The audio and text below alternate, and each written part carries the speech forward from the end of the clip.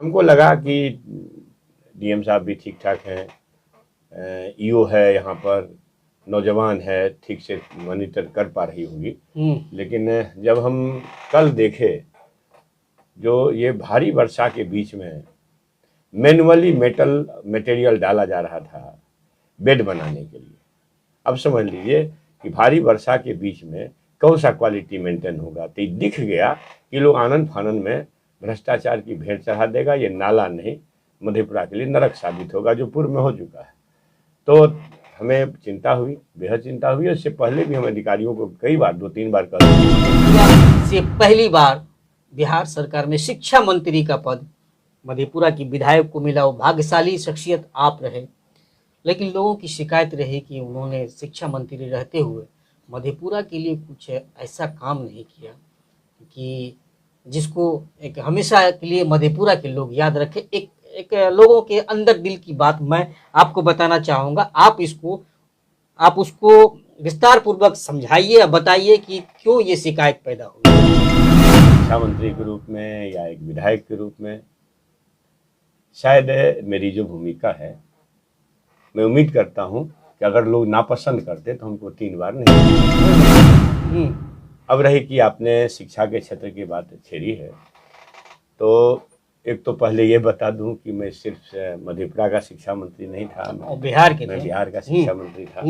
और जो भी अगर कर पाते तो बिहार के लिए कर पाते मैं, और जो भी बन सका सो ये कि कोई ईश्वर, खुदा, परमात्मा, मालिक, जो ईश्वरीय शक्ति है, भगवान जी हैं, वो किस इंसान पैदा किए हैं, बिल्कुल जातियां पैदा नहीं किए। तो इंसानों के बीच में जो जातीय नफरत का भाव हो, छूत अछूत का भाव हो, ये धर्म कह नहीं सकता है। ये पाखंडी ही कह सकते हैं, और यह सोच रखने वाला पाखंडवाद ही कहलाएगा। इसीलिए आप समझ लीजिए कि ये नफरती संप्रदाय लोग, देश चाहे रसातल में चल जाए, उन चंद लोगों की मुट्ठी मजबूत हो, जेबी मजबूत हो और उनका ईगो सेटिस्फाइड हो, अशासन नहीं। मैं आपके मन से साधुवाद करता हूँ बांग्लादेश के महान नागरिकों का, जो सत्ता को बहकते देखा तो सत्ताधीश को देश से भागने पर मजबूर कर दिया, जो भारत में आके छुपी हुई है। तो श्रीलंका में भी ऐसा, श्रीलंका में वही है। उससे पहले हमारे देश के सियासतदान लोग ये जातीय और धार्मिक नफरत फैला करके अपनी कुर्सी बचाना चाहते हैं। हम आपके माध्यम से राज्य और देश के आवाम से कहना चाहते हैं, इन नफरतियों के मॉडल को समझिए और संविधान को समाप्त करने के जो इनके साजिश है, इनको अगर बेनकाब करना है, समाज खत्म करना है, तो आपको सड़क पर आने के लिए तैयार रहना चाहिए। इतना दिन हुआ है, क्या आपको कोई शिकायत मिली है कि आपका विधायक चोर है? नहीं। क्या आपको ये शिकायत मिली है कि विधायक से पटना जाते हैं तो हमारे समाज के लोग, संपूर्ण कमिश्नरी के लोग जाकर के वहां आश्रय पाते हैं? द रिपब्लिकन टाइम्स, खबर ही नहीं विश्लेषण भी। सलाम, नमस्कार, सत श्री अकाल। आप देख रहे हैं रिपब्लिकन टाइम्स, मैं रजूर रहमान। आज हमारे स्टूडियो में बिहार सरकार के पूर्व शिक्षा मंत्री और मधेपुरा से आरजेडी के सदर विधायक जनाब प्रोफेसर चंद्रशेखर जी तशरीफ लाए हैं। आज हम इनसे जानेंगे मधेपुरा विधानसभा से संबंधित समस्याओं पर और भी कई मुद्दे पर हम इनसे आज बात करेंगे विस्तार पूर्वक। और हम चाहेंगे कि जो भी लोग इस लाइव को देख रहे हैं, खास करके मधेपुरा विधानसभा क्षेत्र की जनता, उनसे भी हम चाहेंगे कि आप लोग भी इस खास एपिसोड से जुड़े और अपनी समस्या जो है, आपको जो समस्या पेश आ रहा है, उससे अपने स्थानीय विधायक को भी अवगत कराए, ताकि उस मसले पर इनके तरफ से कोई पहल हो सके। तो हम शुरू करते हैं आज के इस लाइव सेशन को। सबसे पहले आपका रिपब्लिकन टाइम्स में स्वागत है। ये आप पहली बार रिपब्लिकन टाइम्स के ऑफिस में आए हैं और ख़ास करके हमारी दिली ख्वाहिश थी कि आप मधेपुरा विधानसभा क्षेत्र में की जो विकास के मुद्दे हैं या समस्याएं हैं, उस पर अपनी बात बेबाकी से रखें, ताकि जनता को लगे कि हमारा जनप्रतिनिधि बिल्कुल जागृत है और हमारी समस्या को हल करने के लिए हमेशा तत्पर है।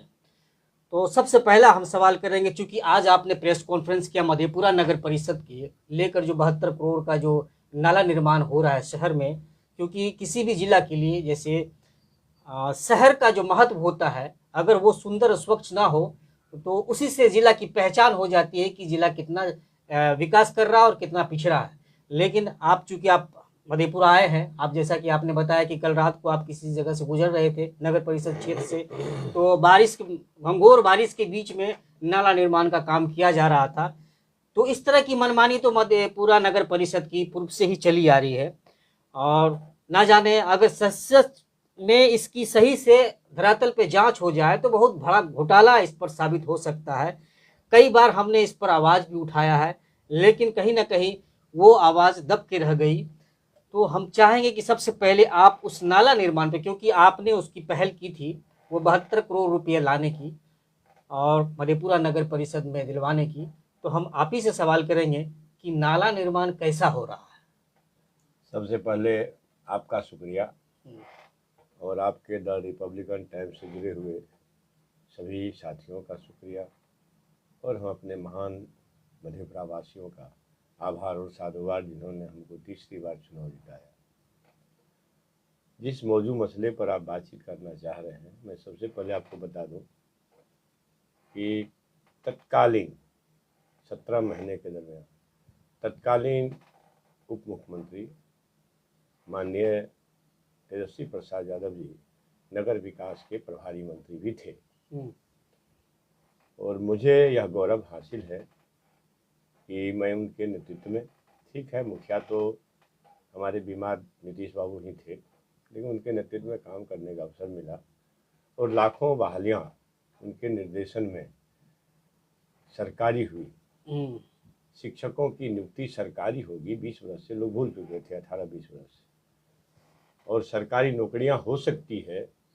इस मुद्दे पर माननीय मुख्यमंत्री जी कई बार कमेंट कर चुके थे हमारे आदरणीय नेता पर, जिन्होंने 10 लाख सरकारी नौकरियों की घोषणा की थी उस समय की। पैसा कहाँ से आएगा, कहाँ से लोगे, बाप के घर से लोगे, हाँ, जिस कारण से बाप कहाँ जहाँ ये सुर्खियों में रहा ये बयान, असंभव सा कहते थे। लेकिन आप समझिए कि एक दूरदर्शी नेतृत्व जब होता है और सब कैलकुलेटेड बात है कि हमारे आदरणीय प्रिय नेता तेजस्वी प्रसाद यादव जी ने रेखा खींची, हम 10 लाख नौकरी देंगे। ये सच्ची है कि हमारी सरकार बेईमानी से नहीं बन पाई। 5-7 सीट पर 10-12 सीट पर लगभग बेईमानी की गई और कई ढंग की बातें हुई और सरकार नहीं बन पाई। 12,000 कुछ 100 वोट से डिफरेंस रहा और फिर एनडीए की सरकार प्रपंच से बन गई। इस सरकार में हम लोग 17 महीना आए और 17 महीना में जो जितने ऐतिहासिक निर्णय लिए गए, गोया कि खिलाड़ियों के का कोई भविष्य नहीं था, और खेल नीति लाए हमारे नेता। उनका प्रपोजल था, उनका सुझाव था, उनका सलाह था और उनका दबाव था। तो मेडल लाओ नौकरी पाओ, बिहार में पहली बार ये कानून बना और अंधकारमय खिलाड़ियों के भविष्य को प्रकाशमान करने का अवसर मिला। उद्योग नीति हो, पर्यटन नीति हो, लाखों बहालियाँ। और आपको पता है कि शिक्षा विभाग में ही 2,90,000 वैकेंसी हुई, 2,25,000 बच्चे चयनित हुए और 2,17,000 लोग ज्वाइन किए। विश्व इतिहास में एक एडवर्टीजमेंट से एक दिन में 1 लाख से ज़्यादा नौकरी देने का अवसर तेजस्वी प्रसाद यादव जी के नेतृत्व में ही यह संभव हो पाया। कह सकते हैं माननीय मुख्यमंत्री जी कि मैं तो मुख्यमंत्री था, मुखिया थे। हाँ जी मुख्यमंत्री थे, वाजिब है, लेकिन 18-20 साल से भी तो आप ही थे, तो फिर क्यों नहीं हो पा रहे थे? इसका मतलब है कि एक दूरदर्शी नेतृत्व क्षमता हमारे नेता में है, और यही कारण है कि जब स्टॉर्म वाटर ड्रेनेज प्रोजेक्ट की स्वीकृति हो रही थी और मैंने उनको सूचित किया कि मधेपुरा इससे महरूम है, हमको मालूम हुआ है कि आज भी इसमें शामिल नहीं है, तो आपको शायद नहीं मालूम कि मधेपुरा में स्टॉर्म वाटर ड्रेनेज सिस्टम का प्रोजेक्ट चल रहा है कि नहीं चल रहा है, इसलिए हम आपको सूचित करने आए हैं। तत्क्षण हमें खुशी है कि मधेपुरा के महान नागरिकों के सम्मान में उन्होंने तुरंत निर्णय लिया और तुरंत से उस समय अवनीश चावला साहब सेक्रेटरी हुआ करते थे नगर विकास विभाग के, और उनको बुलाया गया और उसमें मधेपुरा को ऐड किया गया। तो ये 72 करोड़ की लागत से स्टॉर्म वाटर ड्रेनेज सिस्टम का प्रोजेक्ट यहाँ आया। टेंडर झमेला, कुछ कोर्ट का चक्कर लगा तो लेट हो गया और ये 3-4 महीना से काम चल रहा है। हमको लगा कि डीएम साहब भी ठीक ठाक हैं, ईओ है यहाँ पर, नौजवान है, ठीक से मॉनिटर कर पा रही होगी।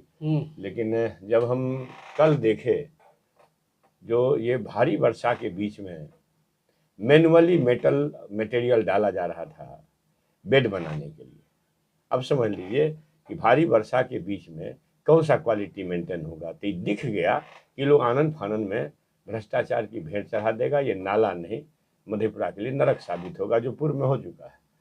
तो हमें चिंता हुई, बेहद चिंता हुई। इससे पहले भी हम अधिकारियों को कई बार, 2-3 बार कह चुके थे। हम यहाँ के जो सोशल वर्कर हैं उनसे भी रिक्वेस्ट किए थे, बल्कि नागरिक मंच के अध्यक्ष हैं राजेंद्र राव को भी कहे थे कि भाई इन चीज़ों को देखनी चाहिए, ठीक है।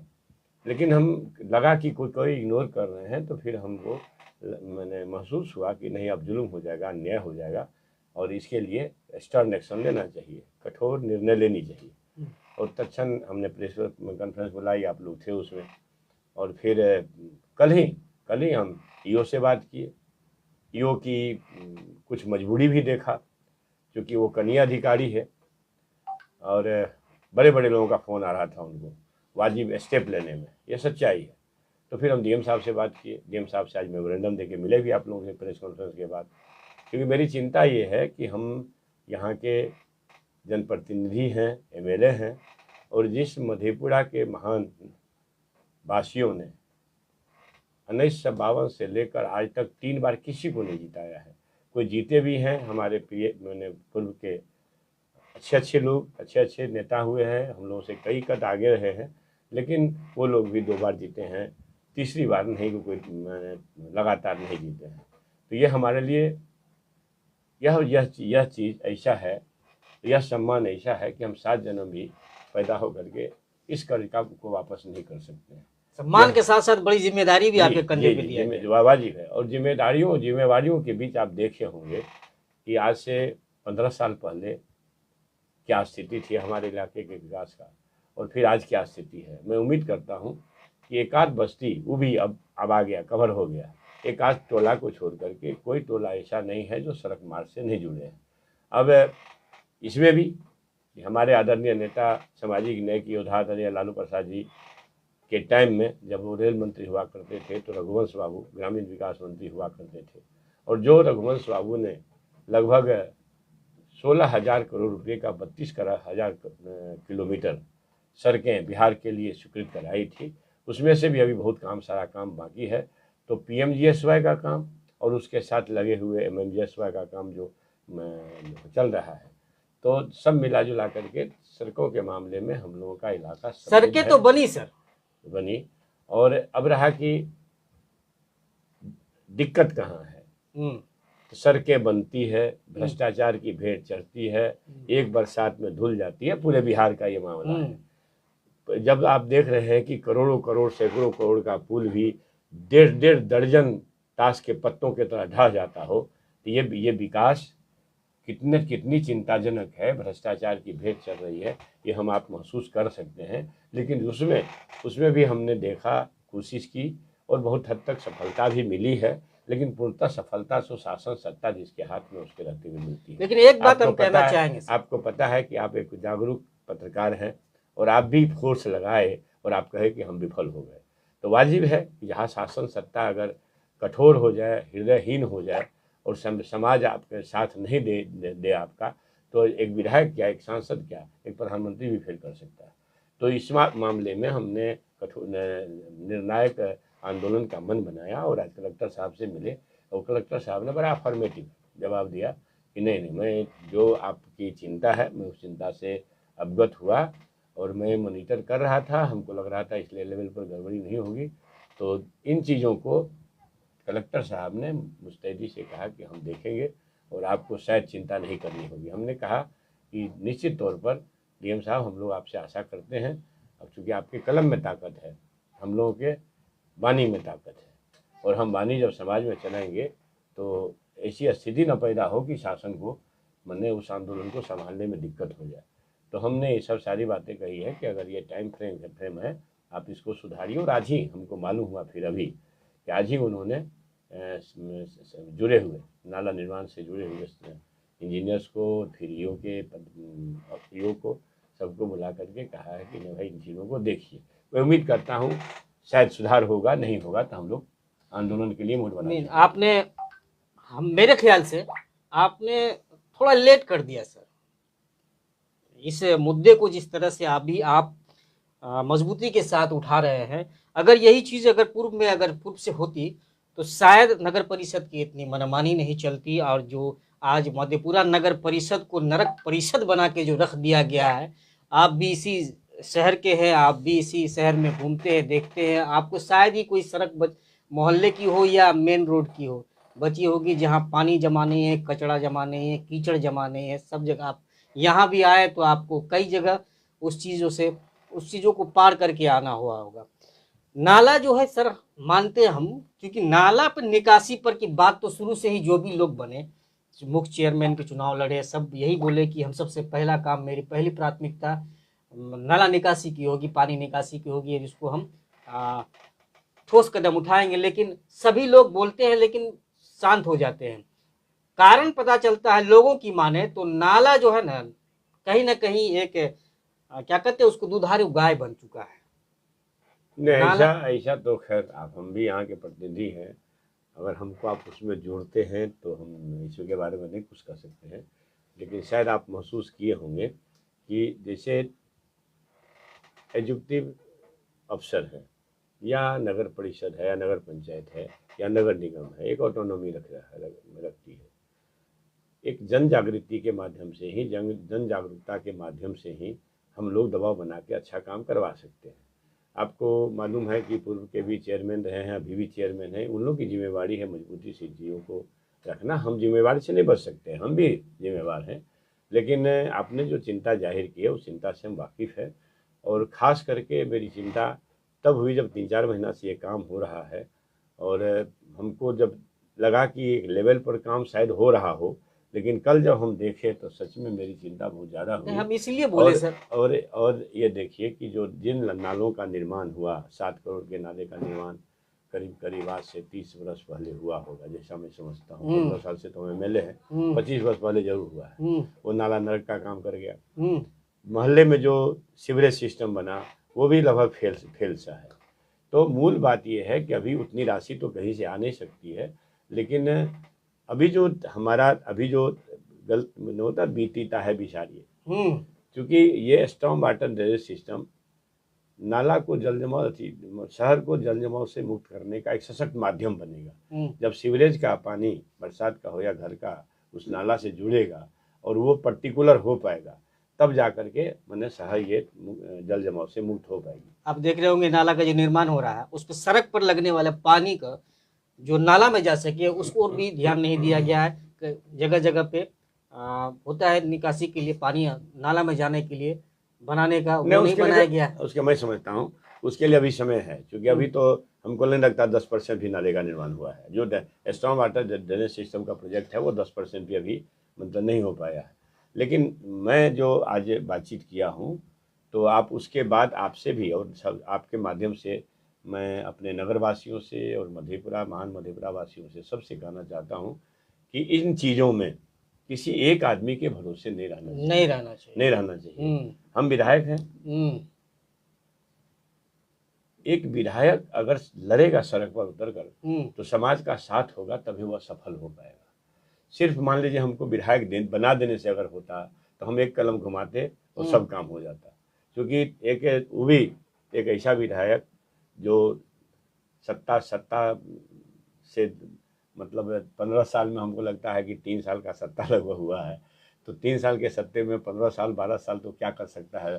तो ये है कि विरोधी पक्ष के कोई MLA या नेता संघर्ष कर सकते हैं सच्चाई के लिए, और सहयोग मिलेगा समाज का तो निश्चित रूप से बड़ी बड़ी शख्सियत को परास्त किया जा सकता है। आपको पता है कि जनता सड़क पर होती है तो राष्ट्रपति को राष्ट्रपति महल छोड़ना पड़ता है, प्रधानमंत्री को प्रधानमंत्री हाउस छोड़ना पड़ता है। बांग्लादेश और क्या कहते हैं श्रीलंका इसके हाल के उदाहरण हैं। तो मैं ये कहूँगा कि ये शुरुआत हुई है, और इसमें अगर समाज का साथ रहा, जिस ढंग से चुनाव में साथ देते हैं उस ढंग से संघर्ष में साथ रहेंगे, तो शायद मैं उम्मीद करता हूँ कि ये इस स्टॉर्म वाटर ड्रेनेज सिस्टम में आने वाली बाधाएं दूर होगी। नहीं, बिल्कुल उम्मीद करते हैं कि आपकी ये पहल जो मजबूती से आप उठाने का काम कर रहे हैं वो सरजमीन पर पूरी तरीके से सफल हो, इसकी हम कामना करते हैं। और रही बात, कुछ बातें भी ऐसी भी है जो लोगों के द्वारा सुनने को मिलती है, हम चाहेंगे कि हम आपको भी उससे अवगत कराएं। हाँ जरूर। कि मधेपुरा से पहली बार बिहार सरकार में शिक्षा मंत्री का पद मधेपुरा की विधायक को मिला, वो भाग्यशाली शख्सियत आप रहे। लेकिन लोगों की शिकायत रही कि उन्होंने शिक्षा मंत्री रहते हुए मधेपुरा के लिए कुछ ऐसा काम नहीं किया कि जिसको एक हमेशा के लिए मधेपुरा के लोग याद रखें। एक लोगों के अंदर दिल की बात मैं आपको बताना चाहूँगा, आप उसको विस्तार पूर्वक समझाइए या बताइए कि क्यों ये शिकायत पैदा हुई। बिल्कुल। सुबह संदेह बातचीत से, कन्वर्सेशन से दूर होती है, और आप इस कन्वर्सेशन का अवसर दिए, इसलिए आपका पुनः साधुवाद और शुक्रिया करता हूँ। शिक्षा मंत्री के रूप में या एक विधायक के रूप में शायद मेरी जो भूमिका है, मैं उम्मीद करता हूँ कि अगर लोग नापसंद करते तो हमको 3 बार नहीं भेजते, मैं उम्मीद करता हूँ। अब रही कि आपने शिक्षा के क्षेत्र की बात छेड़ी है, तो एक तो पहले ये बता दूं कि मैं सिर्फ मधेपुरा का शिक्षा मंत्री नहीं था, मैं बिहार का शिक्षा मंत्री था, और जो भी अगर कर पाते तो बिहार के लिए कर पाते मैं, और जो भी बन सका सो किया। हम फिर से अपने नेतृत्व का साधुवाद करते हैं जिन्होंने मेरे ऊपर भरोसा जताया और इतने बड़े महकमा को संभालने का हमको अवसर दिया।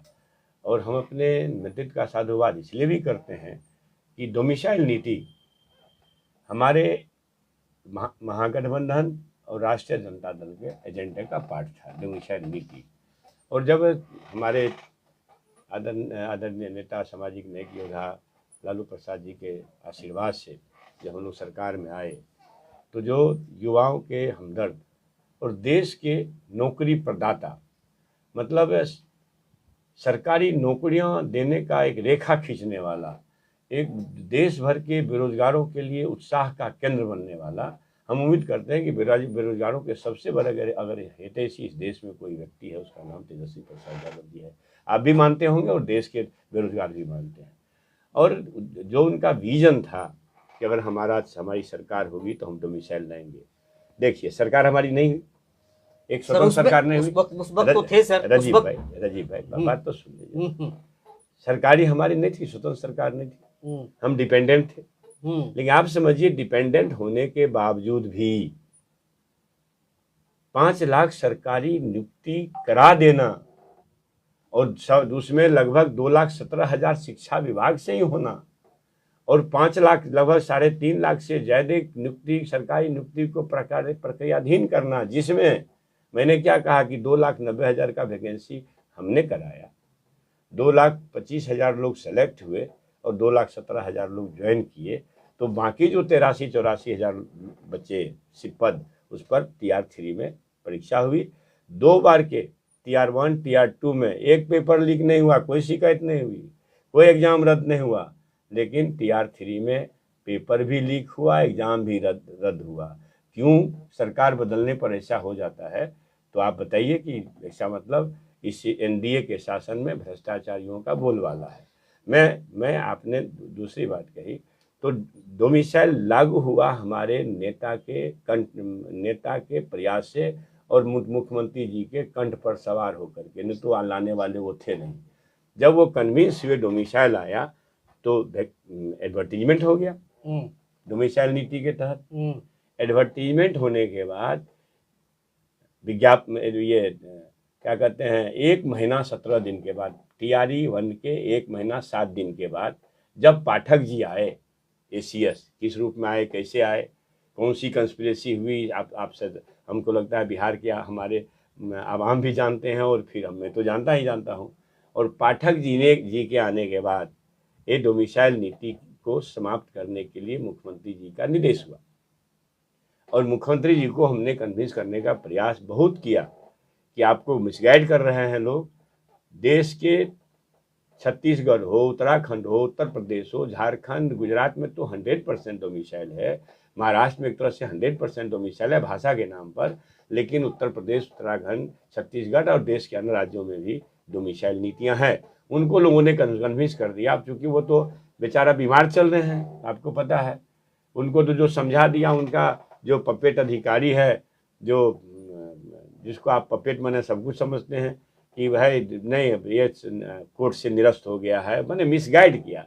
जबकि मैं पूरी तरह से नोटिफिकेशन लेके जाता था, कैबिनेट में नोटिफिकेशन लेके बैठता था।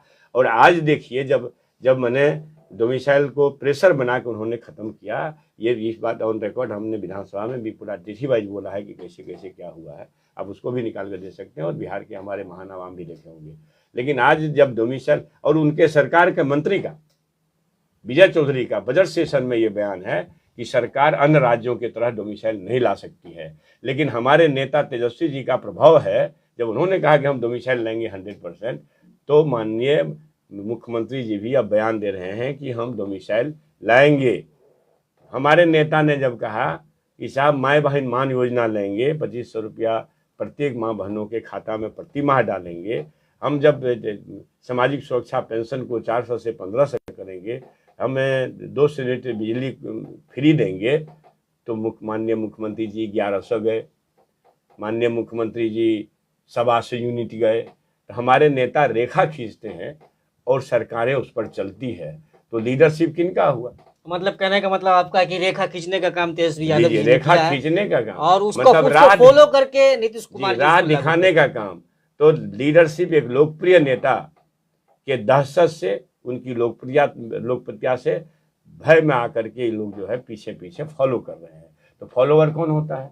अगर आप हमारे नेता को फॉलो कर रहे हैं तो उनके फॉलोअर बन जाइए ना। मैं आपके डैश से ओपनली ये बात कहता हूँ कि इन सरकारों को चलाने वाले लोगों को हमारे नेता का फॉलोअर बनना चाहिए। इन लोगों को कुर्सी छोड़नी चाहिए, कहना चाहिए तेजस्वी जी आपके इतना काबिल हमारे काबिलियत हमारे पास नहीं है। लेकिन अब तो जैसा कि वोटर लिस्ट का जो मामला आया SIR का, उसमें जिस तरह से 65,000 लोगों का नाम कट गया है, और जिस तरह से जो प्रक्रिया रही है SIR की, वो अपने आप में सवालों के घेरे में है। निश्चित तौर पर BLO की जो जिम्मेदारी दी गई थी, जो बताया गया था चुनाव आयोग की तरफ से कि हर एक घर घर जाएंगे BLO और 2-2 प्रतियां देंगे वो फॉर्म की, लेकिन किसी को डबल प्रति नहीं मिली। BLO घर घर नहीं गए, किसी के पति के नाम में हस्बैंड लिख दिया गया, किसी मुस्लिम महिला के नाम में ठाकुर पति लिख दिया गया, और भी कई तरह के अंबार भरे पड़े हैं वोटर लिस्ट में। तो ये बताया गया कि गहन पुनरीक्षण चीज हो रहा है, तो ये कैसा गहन हुआ? ये गहन पुनरीक्षण कैसा है कि मधेपुरा में ही एक नौजवान की पत्नी के बदले मुख्यमंत्री जी का नाम अभिलाषा कुमारी, लक्ष्मीपुर मोहल्ला। ये देखिए, हाँ, ये स्पष्ट है। अब बिहार में आप सुने होंगे कि कुत्ता का बर्थ सर्टिफिकेट बन गया, उसके बाद क्या कहते हैं सोनालिका ट्रैक्टर का बर्थ सर्टिफिकेट अप्लाई कर दिया गया, और भी कई तरह की बातें चलती आ रही है। तो सिस्टम क्या है? नहीं बाब, ये देखिए ना, राजा जब बीमार हों और जबरदस्ती उनके पालतू लोग उनको कुर्सी पर बैठा करके अशासन सत्ता का दोहन और शोषण कर रहे हों, तो ये नतीजे आएंगे। आप देखिए कि एक बीमार मुख्यमंत्री बीमारू राज ही बना सकता है। आप कह रहे हैं कि बीमार मुख्यमंत्री बीमारू राज ही बनाएगा ना? तो यस, हम कहते हैं कि दुनिया जानती है बीमार मुख्यमंत्री जी हैं। कौन सी बीमारी है उनको? अब कौन सी बीमारी है वो आप तो साथ में रहे हैं, सरकार में रहे हैं, तो आप देखना ना, भूलने की बीमारी। गमला अपने अधिकारी के माथे पर डाल देते हैं। विधानसभा में ऐसी आपत्तिजनक हरकतें और ऐसी बात आपत्तिजनक बात बोलते हैं कि बिहार के चलते पूरा देश दुनिया में शर्मसार होता है। तो ये एक उदाहरण नहीं है, कई उदाहरण है। मैंने महिलाओं के कंधे को ठोक करके पकड़ के घुमाना फिराना, मतलब ये सब हरकतें हो रही। और हम आपके मन से इस देश के यूट्यूबर, नामचीन यूट्यूबर अजीत अंजुम साहब का भी साधुवाद करना चाहते हैं, जिन्होंने SIR का पोल खोलते हुए FIR दर्ज हो गई। लीजिए, इस देश में लोकतंत्र बच रही है क्या? रोज संविधान के पन्ने फाड़े जा रहे हैं। ये देश के लिए चिंता की बात है। मतलब फिरंगियों से भी ज्यादा खतरनाक स्थिति में ये नफरती लोग देश को ला रहे हैं। जो बोलेगा वो जेल जाएगा, जो बोलेगा। अब देखिए धनखड़ जी सत्य बोल दिए, धनखड़ जी, तो उनके पीछे 2 दिन भी नहीं लगा CBI, ED, इनकम टैक्स सब काम कर रहा है। वो सतपाल जी थे गवर्नर जम्मू कश्मीर के, वो अगर सत्य बोलने लगे तो उनके पीछे सीबीआई ईडी में जो बोलेगा वो जेल जाएगा। और इन लोगों को, इन नफरतियों को ये समझना चाहिए कि देश भारत है और भारत जो है एक सीमा तक बर्दाश्त करेगी, उसके बाद बर्दाश्त नहीं करेगी। नफरत दूर होगा, मोहब्बत आएगी। ऐसे हालात में आगामी विधानसभा चुनाव होने वाला है, उसमें जो दावा किया जा रहा है आप लोगों की तरफ से कि महागठबंधन की सरकार बनेगी और तेजस्वी यादव बिहार के मुखिया बनेंगे, तो आप ही की तरफ से बोला जा रहा है कि मतलब महागठबंधन की तरफ से बोला जा रहा है जो वोट का कटिंग हुआ है, काटा गया है, उसमें लगभग महागठबंधन का वोट था, ऐसा माना जा रहा है। आप जान लीजिए। तो ऐसी स्थिति में फिर आपका जो वोट कटा तो फिर सरकार देखने की सपना फिर हो गई है। बात समझ। ये बात जो आपने कही है गंभीर बात है। एसआईआर लाया ही गया आनंद फानन में कि हम चुनाव की लूट करें, वोट की लूट नहीं, ये चुनाव की लूट करें। और चुनाव के लूट के उद्देश्य से एसआईआर लाया गया है। एक से एक उदाहरण मिले हैं आपको, आप खुद देखे हैं। ये आज तक आप तो समाज को जीते हैं, हम लोग भी समाज को जीते हैं। 50% जगह भी बीएलओ नहीं पहुंचा है। नहीं तो मोहल्ला में कहीं पे जाके बैठ गया या स्कूल में ही बुला लिया, ऐसे ही किया। खुद से एक उदाहरण नहीं, कई उदाहरण है कि खुद से तो उसकी भी मजबूरी थी ना सर, बीएलओ की भी मजबूरी है। आप देख लीजिए समय कितना कम दिया गया। अरे जिन कार्यों को करने में कम से कम साल 2 साल लगना चाहिए, कम से कम 1 साल का वक्त देना चाहिए। इसके पीछे कारण क्या है? देख लिया, युवा आदर्श तेजस्वी प्रसाद यादव जी की लोकप्रियता इतनी बढ़ गई कि सी वोटर का रिपोर्ट आया। यार सी वोटर्स कहते हैं जो सेफोलॉजी का काम करते हैं। उसके बाद कई राष्ट्रीय स्तर के जो सेफोलॉजिस्ट हैं जो चुनाव का मूल्यांकन करते हैं, जब ये देश के सामने आ गया कि बिहार में तेजस्वी प्रसाद यादव का एक तरफा लीड है, माने आधा से भी कम दूसरे नेताओं का ग्राफ है, तो इन लोगों को लगा कि अब तो तेजस्वी प्रसाद यादव को समाज का आशीर्वाद मिल चुका है, अगर मत प्रॉपरली होगा तो तेजस्वी प्रसाद यादव को रोकना आसान नहीं होगा। ठीक है, असंभव सी बात हो जाएगी।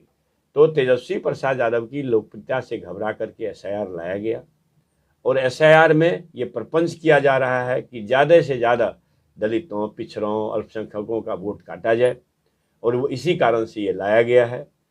वो सुप्रीम कोर्ट में मामला चल रहा है।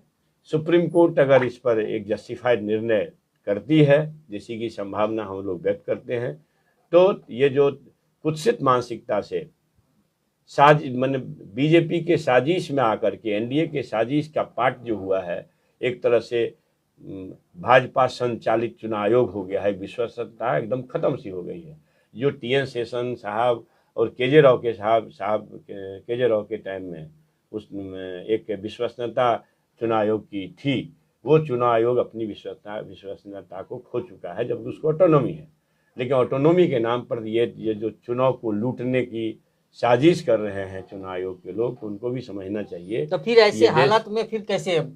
मैं बताता हूं, अगर ये स्थिति हुई तो बिहार के आवाम सड़क पर होंगे और निर्णायक संघर्ष होगा, इसमें कोई दो मत नहीं है, और बिहार ही देश का रास्ता बनाएगा। भाई ये मजाक है क्या? एसआईआर लाओ आप, 1 महीना में एसआईआर संभव है क्या?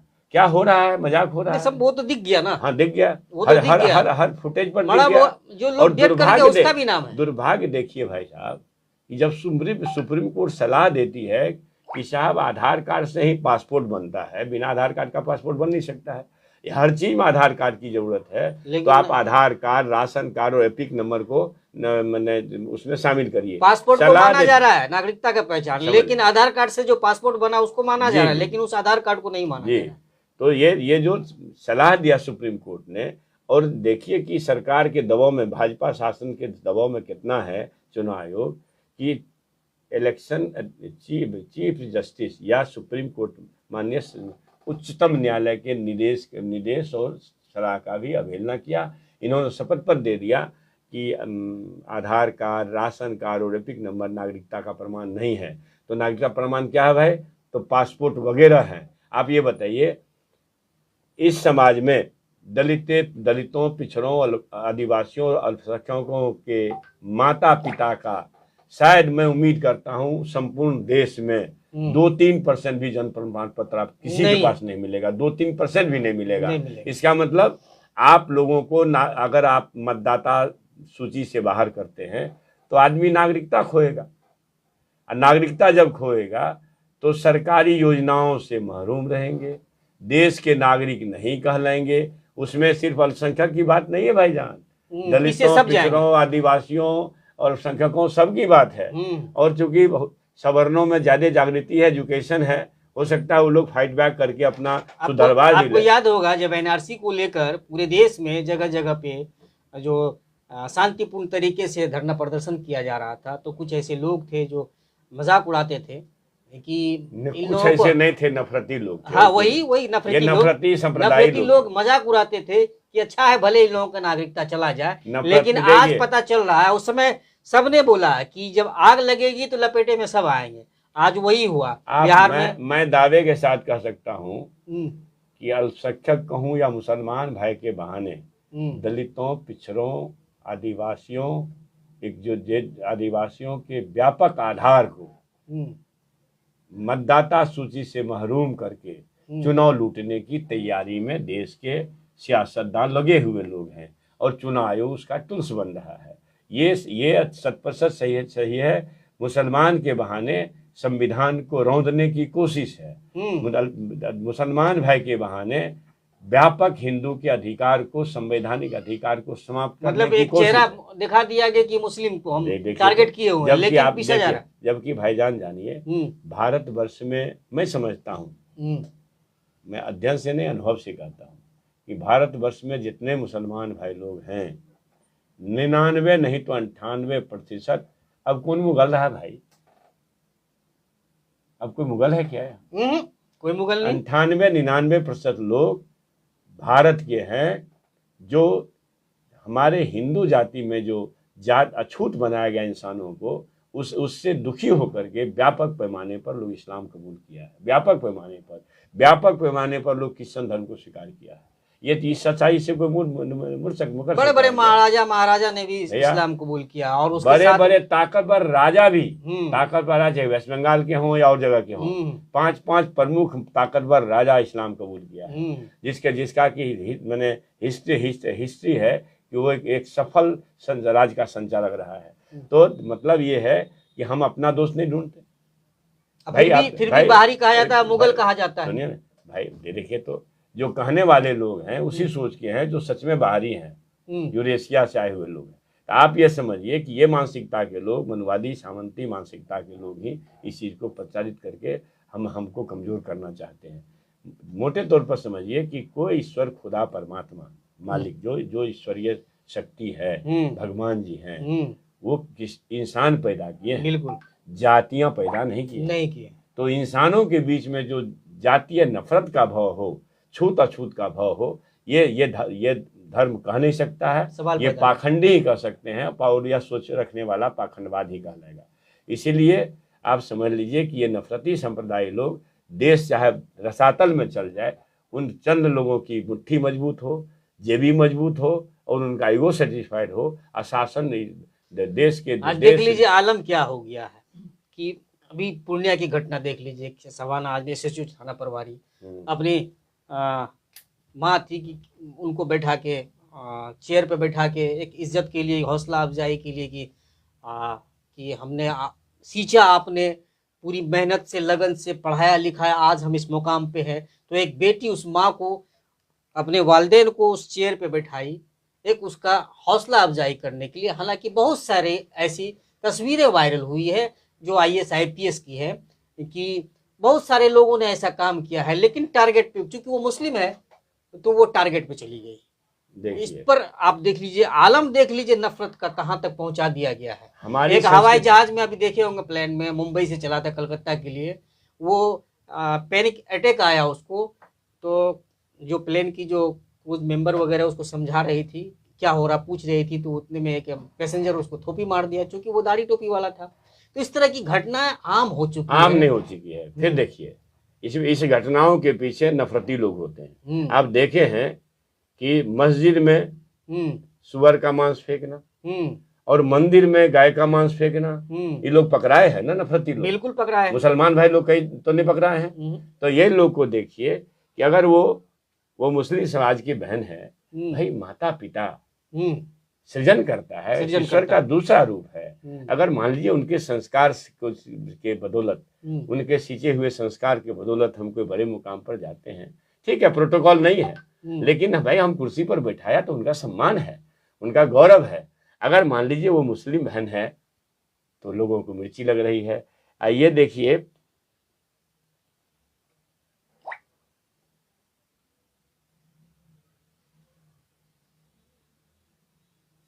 ये डीएम है, मैंने आईपीएस आईएएस है, 2020 की ये सेकंड टॉपर है, ठीक है।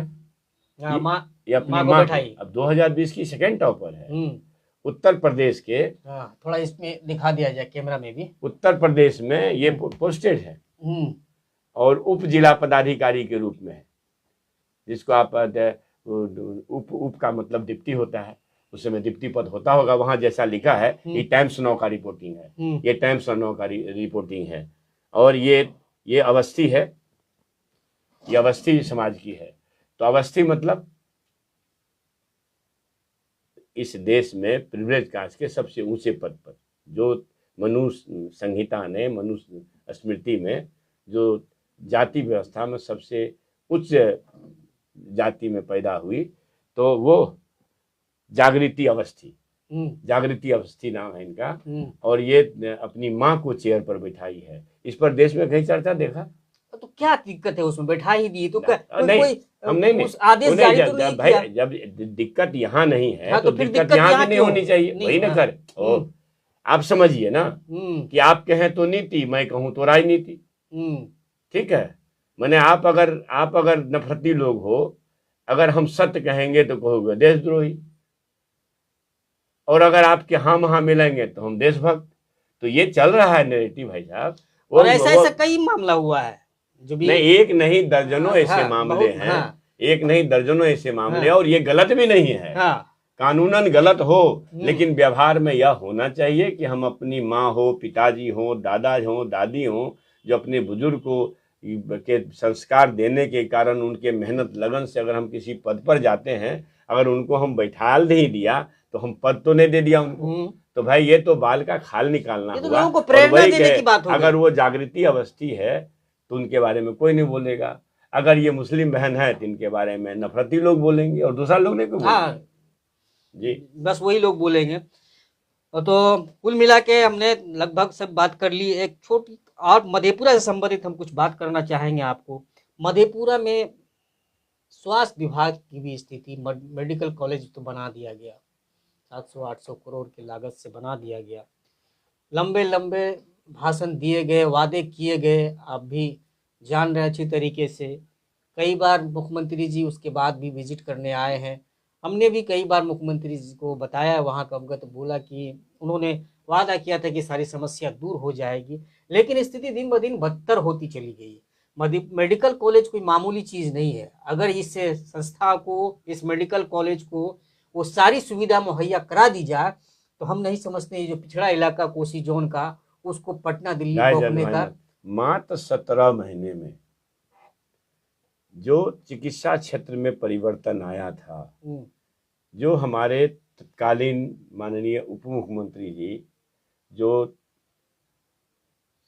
स्वास्थ्य विभाग के भी प्रभारी मंत्री थे, जो रात भर अस्पताल को विजिट करते थे, उनके टाइम में जितनी योजनाएं आई, मॉडल अस्पताल, मॉडल बिल्डिंग बनने का, तो वो भी एक रिकॉर्ड है।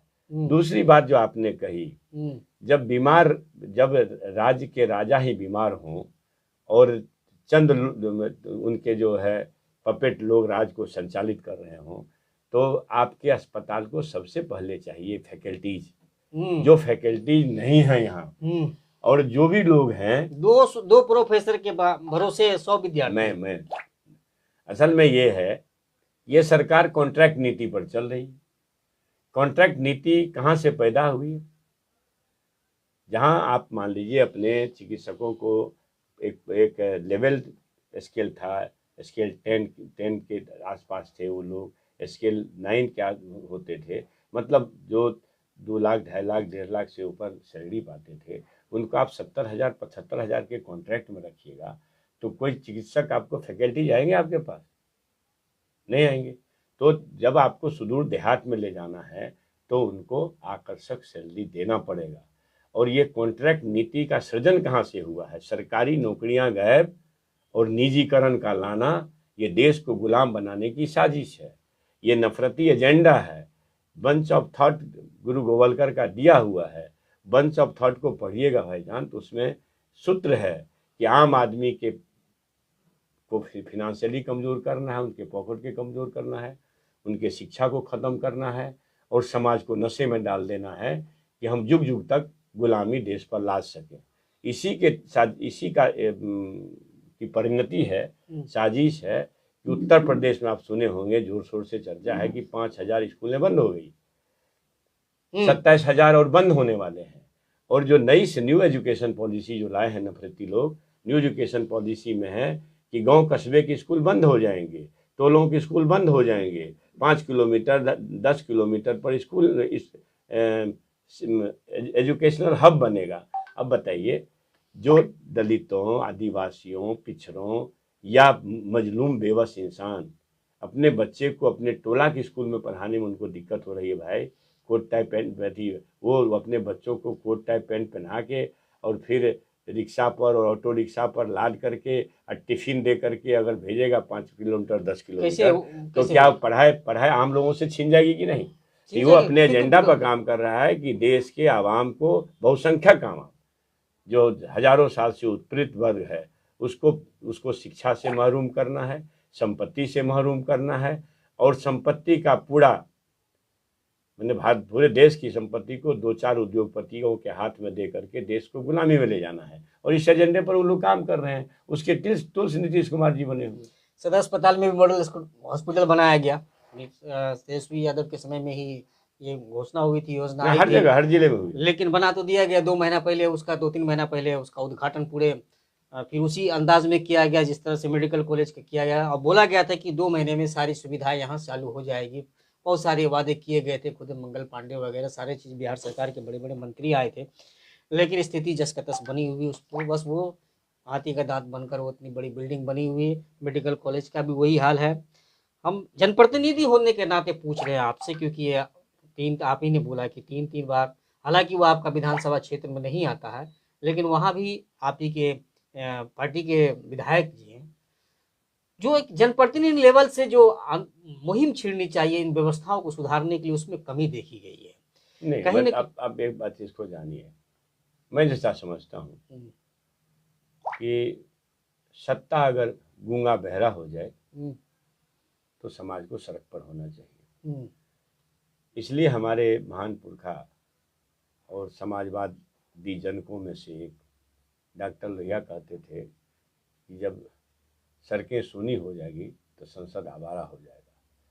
सड़कें सूनी ना पड़े, अगर लोकतंत्र को कायम रखना है, जनाधिकार को अगर मजबूत करना है, संविधान को अगर बचाना है, तो सड़क पर तो आना होगा। और जान लीजिए कि शक्ति 2 जगह है, शासन में या समाज में। तो अगर शासन सत्ता आपका ना हो तो समाज को अपनी ताकत दिखानी चाहिए। और मैं पुनः ये बात कहता हूँ, मैं आपके मंच से साधुवाद करता हूँ बांग्लादेश के महान नागरिकों का, जो सत्ता को बहकते देखा तो सत्ताधीश को देश से भागने पर मजबूर कर दिया, जो भारत में आके छुपी हुई है। तो श्रीलंका में भी ऐसा, श्रीलंका में वही है। उससे पहले हमारे देश के सियासतदान लोग ये जातीय और धार्मिक नफरत फैला करके अपनी कुर्सी बचाना चाहते हैं। हम आपके माध्यम से राज्य और देश के आवाम से कहना चाहते हैं, इन नफरतियों के मॉडल को समझिए और संविधान को समाप्त करने के जो इनके साजिश है, इनको अगर बेनकाब करना है, समाज खत्म करना है, तो आपको सड़क पर आने के लिए तैयार रहना चाहिए और इसको बेदखल करने के लिए। उसी प्रकार से मधेपुरा के महान मधेपुरा वासियों से कहना चाहता हूँ कि इस लड़ाई को जिस मंच से भी लड़ा जाए, इस लड़ाई को जिस मंच से भी लड़ी जाए, उस मंच में आप लोगों की भागीदारी होनी चाहिए। इसलिए आज मैंने प्रेस कॉन्फ्रेंस के माध्यम से और आपके माध्यम से भी कहना चाहता हूँ कि चाहे यहाँ के सिविल सोसाइटी हो, बुद्धिजीवी वर्ग हो, छात्र संगठन हो, अधिवक्ता संघ हो, समाज सेवी हो, शिक्षक संगठन के लोग हों, मधेपुरा के विकास और मधेपुरा में ये चिकित्सा महाविद्यालय में हो रही गड़बड़ी या और अधिकार के लिए, भ्रष्टाचार मुक्त समाज बनाने के लिए आगे आना चाहिए। नहीं तो अकेला चना भार नहीं फोड़ता भैया, अकेला कोई आदमी कर नहीं सकता है। आप घोषणा करोगे, आपके पीछे अगर समाज खड़ा नहीं होगा तो शासन जो है बेरहम होती है, वो आपकी एक बात नहीं सुनेगी। बिल्कुल सही। लास्ट क्वेश्चन आपसे है कि आप ही की पार्टी की जब बिहार में सरकार थी 90 के दशक में, तो उस वक्त के मुख्यमंत्री लालू प्रसाद यादव ने इस पिछड़े इलाके के बच्चों के भविष्य के लिए, उज्ज्वल भविष्य के लिए बीएन मंडल यूनिवर्सिटी की स्थापना की थी।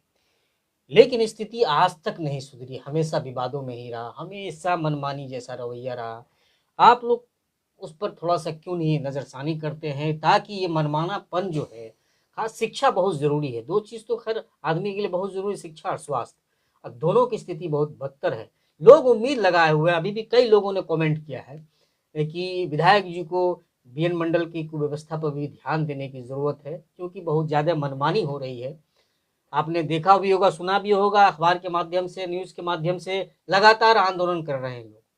छात्र को, अपने छात्र को ही बीएनएमयू प्रशासन फर्जी छात्र बता देते हैं, बाद में फिर उसको एक्सेप्ट करते हैं कि मेरे छात्र हैं। इस तरह की घटनाएं हो रही है, क्योंकि अगर ये जिस तरह से साजिशें और घटनाएं हो रही है, धीरे धीरे लोगों को शक है अगर यही हाल रहा तो कहीं ऐसा ना हो कि यूनिवर्सिटी का वजूद खतरे में पड़ जाए। तो सवाल तो फिर तो आप लोगों से भी होगा, जनता तो आप लोगों से भी सवाल करेगी, जाहिर सी बात। जिस सवाल होगी, सवाल होनी भी चाहिए, सवाल करनी भी चाहिए। मैं आपको फिर इसके मूल में ले जाना चाहता हूँ कि सत्तासीन लोग अगर बेईमान हो जाए, सत्ता अगर बोरा जाए, तो बोराई सत्ता को दुरुस्त करने के लिए समाज को सड़क पर आना चाहिए।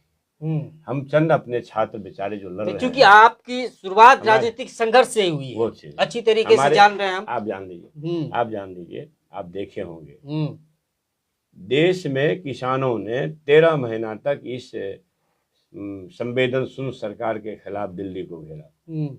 13 महीना में 700 किसान अपनी आहुति दे दिए, शहीद हो गए 700 किसान शहीद हो गए, और तब जाकर के सत्ता को मतलब नींद से जगी, आँख खुली।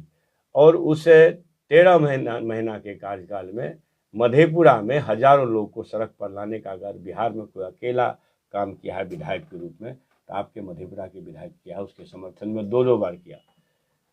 हमारी पार्टी का कार्यक्रम हुआ और पार्टी के कार्यक्रम से इतर भी हमने 2 बार समाज को, हजारों लोग को सड़क पर, आप देखे होंगे, सैकड़ों बैलगाड़ी, हल जबकि आजकल उपलब्ध नहीं होता है, सैकड़ों ट्रैक्टर के साथ जुलूस लग किए। मतलब ये कहना है कि आप इस एक विधायक के रूप में हमारी जो जिम्मेवारी है, हम बखूबी करने का प्रयास करते हैं। और समाज में अगर जागृति नहीं होगी तो एक विधायक का प्रयास भी फेल कर जाएगा। मैं आपको कहता हूं कि जो गड़बड़ियां आपने रेखांकित की है, उन गड़बड़ियों के खिलाफ भी हम जहां लिखना पढ़ना होता है करते हैं। कोशिश भी किए हैं, नहीं किए ऐसी बात नहीं है, लेकिन हम देखे हैं कि समाज की रुचि कम हो जाती है, तो फिर हम लोगों को भी उसमें दिखता है कि भाई अब समाज की रुचि कमज़ोर है, तो बोल करके न कारखाने में तूती की आवाज़।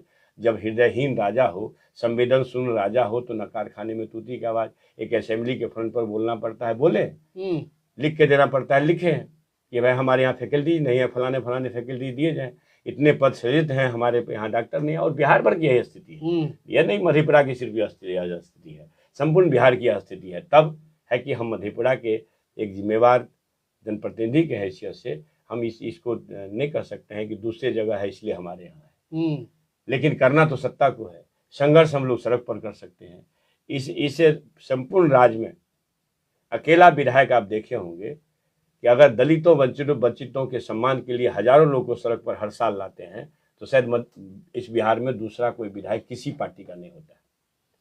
आप देखे होंगे, कई बार आप लोग जाते हैं, तो मतलब हम अपने उत्पीड़ित वर्ग जो सदियों से सताए गए लोग हैं, उनके सम्मान का मामला हो या समाज के किसी भी मामले में। अच्छा, एक चीज़ बता दीजिए, इतना दिन हुआ है, क्या आपको कोई शिकायत मिली है कि आपका विधायक चोर है? नहीं। क्या आपको ये शिकायत मिली है कि विधायक से पटना जाते हैं तो हमारे समाज के लोग, संपूर्ण कमिश्नरी के लोग जाकर के वहाँ आश्रय पाते हैं कि नहीं, वहाँ उनका इज्जत होता है कि नहीं, उनके सम्मान में हम कोई कमी करते हैं? सम्मान नहीं, बल्कि मैं चैनल पर नहीं बोलना चाहता हूँ, लेकिन डे वन से, जब से, क्योंकि भाई सेवाएं बेची नहीं जाती है, मैं मानता हूँ, लेकिन डे वन से जब से एमएलए हुआ, उससे पहले से हम संघर्ष में यहाँ संघर्ष करते रहे हैं। एक संघर्षशील नेता के तौर पे ही आपकी पहचान बनी। निश्चित रूप से हम किसान मूवमेंट में जुड़े हुए थे। बिल्कुल। तो जब 2-4 हजार परिवार हमसे जुड़े हुए थे, तो जो हमसे सीधे जुड़े हुए थे, क्योंकि मैं प्रोफेसर था और पटना में आश्रय स्थल था, तो हमसे जुड़ने वाले लोग हमारे पास जाते थे, तो जो खाता था वही खिलाते थे, उनकी सेवा करते थे। एमएलए हुए, मेरे मन में ये बात आई कि भाई एमएलए तो हम मधेपुरा के हैं, तो हम क्या करें, सिर्फ मधेपुरा के लोग का सेवा करें।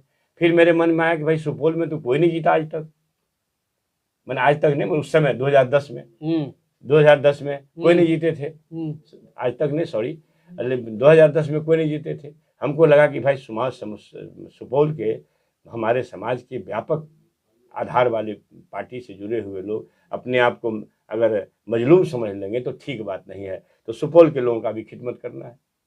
तब जब सुपौल, सहरसा, मधेपुरा कर ही देंगे, तो हमारे गफूर साहब तो अकेले महिषी से जीते थे 2010 में, तो हम सहरसा को क्यों नहीं शामिल करेंगे? तो उस दिन से, डे वन से, संपूर्ण कोसी कमिश्नरी के लोगों को 2 टाइम का इज्जत से भोजन कराना और 1 टाइम का चाय पिलाना, और जो सामर्थ्य है, अब अपनी सामर्थ्य भर लोगों की सेवा करना, चाहे जिस तरह की सेवा की जरूरत हो। उसमें मैं कोई कमी किया है क्या? आप पता कर लीजिए, अगर गलत हो तो मैं आज से कुर्ता पजामा उतार करके सड़क पर संघर्ष करूंगा। नहीं, क्योंकि जनता ने आपको चुना है, तो जनता की हर समस्या में आपको खड़ा रहना, ये आपकी जिम्मेदारी भी है और फर्ज भी बनता है। भाईजान, मैं एक एक व्यक्ति का मैंने कॉल का रिप्लाई करता हूं। जैसे आपके पास ही बैठे हैं, आपसे इंटरेक्शन हो रहा है, जैसे गाड़ी में बैठेंगे, इसी बीच में जो 10-20 कॉल आएगा, सबको कॉल बैक करेंगे। मैं उम्मीद करता हूं, और संपूर्ण कोसी कमिश्नरी के बारे में कह रहा हूँ, बात दीगर जगह नहीं कर रहा हूँ। सो संपूर्ण कोसी कमिश्नरी के एक माननीय सदस्य भी खाना नहीं खिलाते हैं, चाय पिलाते हैं, और एक माननीय सदस्य हैं वो बिस्कुट भी खिलाते हैं। मतलब, लेकिन खाना कोई नहीं खिलाता है। आपके विधायक इतना कुवतमान हम नहीं हैं, आप जान रहे हैं, हमारे परिवार जान रहे हैं, और ना पढ़े लिखे होते तो शायद हम भैंसी चढ़ाते, इसलिए मैंने भैंसे पर के पीठ पर रहते। इसलिए मैं आपके डैश से कहना चाहता हूँ, चाहे एक पेट भूखा सोना पड़े, चाहे कपड़ा फटा रहे, माँ का साड़ी चुनका रहे, मगर बच्चों को पढ़ाने में प्राण लगाइए। ये शिक्षा ही है कि शेखर भैंस चलाने के बदले शिक्षा मंत्री तक का सफर तय किया है, प्रोफेसर हुआ है। इसलिए 100 दुख हो अगर देश में, और देश की बेहतरी, समाज की बेहतरी और परिवार की बेहतरी, गोया कि व्यक्ति अपने जीवन, परिवार, समाज और देश की तरक्की चाहता है, तो सीधे रूप से शिक्षा को अमृत बनाना पड़ेगा। बिल्कुल बिल्कुल, निश्चित तौर पर शिक्षा बहुत ज़रूरी है किसी भी आदमी को इंसान बनाने में, और शिक्षा ही ऐसी शेरनी का दूध है जो आपको ताकत देगी हर उस जुल्म के खिलाफ आवाज़ उठाने की, जिसको अशिक्षित रहते हुए आप नहीं उठा पाएंगे। हमने आज कई मुद्दों पर अपने मधेपुरा के सदर विधायक जनाब प्रोफेसर चंद्रशेखर जी से हर मुद्दे पर हमने विस्तार पूर्वक जहां तक हुआ संभव हमने बात की, और लोगों की भी बहुत सारी बातें, कमेंट भी आ रही है, जिसको लेंगे तो शायद हमको 5 घंटा 6 घंटा हो जाएगा, जो संभव नहीं है। इसलिए आपको ये इंटरव्यू में कैसा लगा और आप इस पर क्या कहना चाहते हैं, अपनी प्रतिक्रिया आप भी जो अभी देख रहे हैं वो भी दें, और जो बाद में देखेंगे वो भी दें। और निश्चित तौर पर जैसा कि आपने कहा विधायक जी की, किसी एक आदमी की बदौलत दशा दिशा नहीं बदली जा सकती है। जब तक कि जनता जागरूक नहीं होगी, तब तक किसी भी समाज का उत्थान नहीं हो सकता, किसी भी क्षेत्र का उत्थान नहीं हो सकता है। इसलिए ज़रूरत है समाज को भी अपने हक हुकूक के लिए आवाज़ उठाने की, और जो आपके हक की लड़ाई लड़े उसके साथ कदम से कदम मिला के चलने की। तभी जाकर आपको एक अच्छा स्वास्थ्य सुविधा मिल पाएगा, अच्छी तालीम का वातावरण मिल पाएगा, और अच्छी सड़क, अच्छी बिजली मुहैया हो पाएगी, और समाज तरक्की की राह पर गामजन होगा। इसके लिए ज़रूरी है कि समाज के हर तबके को इसमें अपना अहम किरदार अदा करना होगा, तभी जाकर ये संभव हो पाएगा किसी भी समस्या से लड़ाई लड़ने में, उससे जीत हासिल करने में और उसका निदान करने में। आज के लिए बस इतना ही। आगे भी हम किसी मुद्दे पर फिर किसी शख्सियत को बुलाएंगे और आप लोगों के सामने रूबरू करेंगे और नई चीज़ों पर बात करेंगे। तब तक के लिए धन्यवाद, शुक्रिया।